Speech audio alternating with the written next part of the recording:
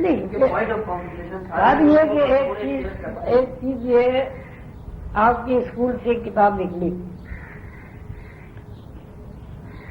اس school کے آپ ایسے طالب علم ہیں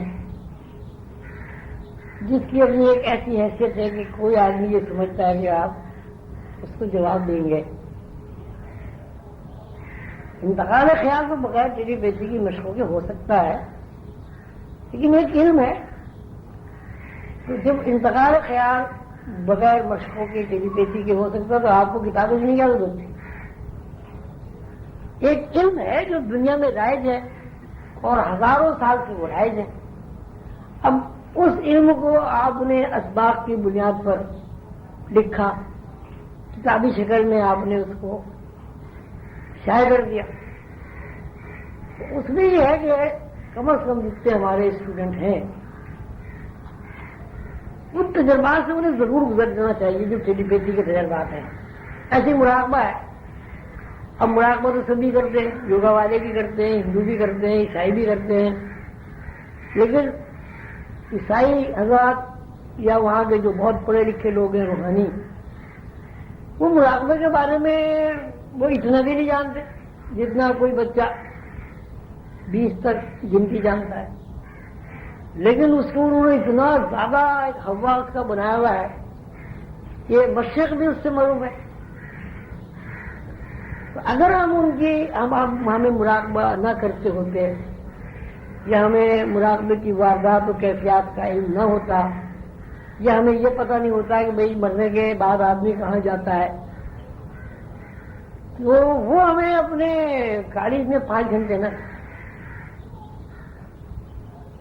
اور نہ وہ ہماری بات سنتے، وہ کہتے ہیں کہ بھئی آپ کو تو آپ سے زیادہ تو ہم جانتے ہیں، ہم کیوں آپ کو اپنی کلاس میں لے جائیں، کیوں آپ سے بات کرائیں، جبکہ آپ ہماری زبان بھی نہیں جانتے ہیں، آپ کے اوپر اسلام کا ٹھپا بھی لگا ہوا ہے۔ اب مگر انہوں نے مجھ سے جب وہ انٹرویو کیا تو انہوں نے کہا کہ صاحب آپ جو روحانیت ہے آپ کی اسپریچل وہ نالج ہے، کیا اس کا تعلق صوفیزم سے یا یوگا سے؟ تو میں نے اس بات کا مفہوم یہ نکالا کہ یہ مجھ سے یہ پوچھنا چاہ رہا ہے تم ہندو ہو یا مسلمان ہو؟ ہاں، تو ہمیں کہ بھائی ہم تو نہ صوفیزم کو جانتے ہیں یوگا کو جانتے، خالی اسپریچل نالج کو جانتے ہیں۔ اب یہ الگ بات ہے کہ اگر کوئی مسلمان اسپریچل نالج حاصل کرتا ہے وہ کہتا ہے کہ مسلمان ہوں، اس کو کہتے ہیں صوفیزم۔ کوئی ہندو کرتا ہے روحانیت حاصل، وہ کہتا ہے جی میں ہندو ہوں۔ لیکن سوال یہ ہے کیا کسی روح کا نام آپ لوگ ہندو، مسلمان، عیسائی، یہودی رکھ سکتے ہیں؟ کیا جب بچہ پیدا ہوتا ہے روح پہلے مرحلے میں ہندو، مسلمان، عیسائی، یہودی ہوتی ہے؟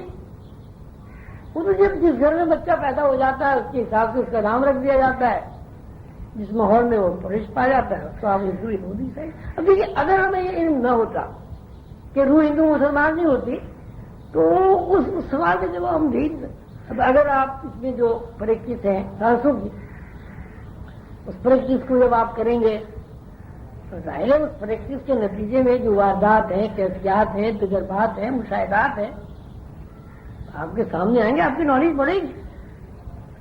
اب کسی آدمی کو آپ مراقبے کے نام پہ اتنا اٹریکٹ نہیں کر سکتے جتنا ٹیلی پیتھی کے نام پہ کر سکتے۔ ویسے انتقال خیال بغیر ٹیلی پیتھی کے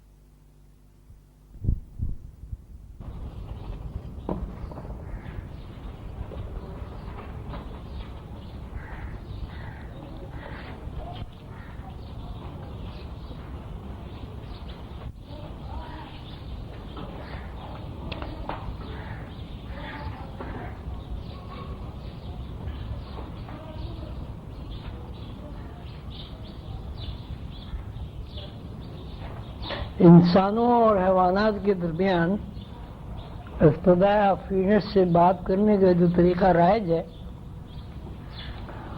اس میں اگر غور و فکر کیا جائے تو یہ بات سامنے آتی ہے کہ انسان جب گفتگو کرتا ہے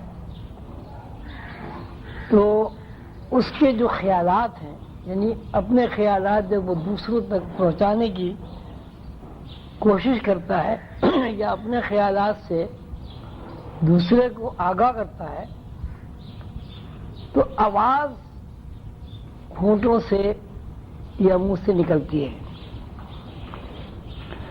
لیکن اس آواز کے پیچھے جو بات بہت زیادہ غور طلب ہے وہ یہ ہے کہ پہلے جو کچھ آپ اپنے مخاطب کو کہنا چاہتے ہیں وہ آپ کے دماغ میں موجود ہوتا ہے۔ مثلا اب آپ کسی سے یہ کہنا چاہتے ہیں کہ مجھے پانی پلاؤ، آپ ذرا غور کریں، جس وقت آپ یہ کہتے ہیں کہ مجھے پانی پلاؤ تو دماغ میں الفاظ سے پہلے پیاس کا، پانی کا، گلاس کا اور پلانے والے کی شکل و صورت کا عکس موجود ہوتا ہے۔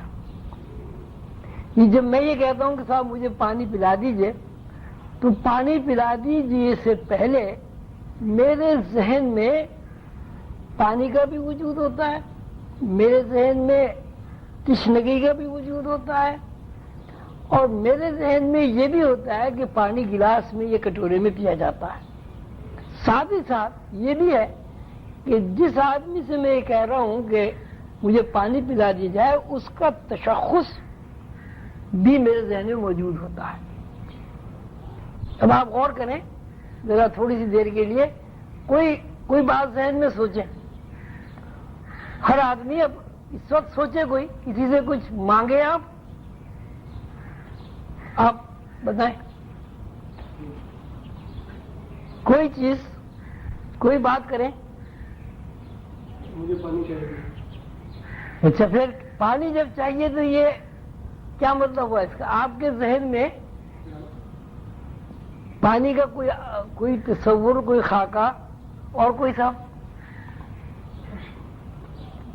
کتاب چاہیے، کتاب سے چلیے ہمارے سامنے پہلے کتاب کا خاکہ آتا ہے۔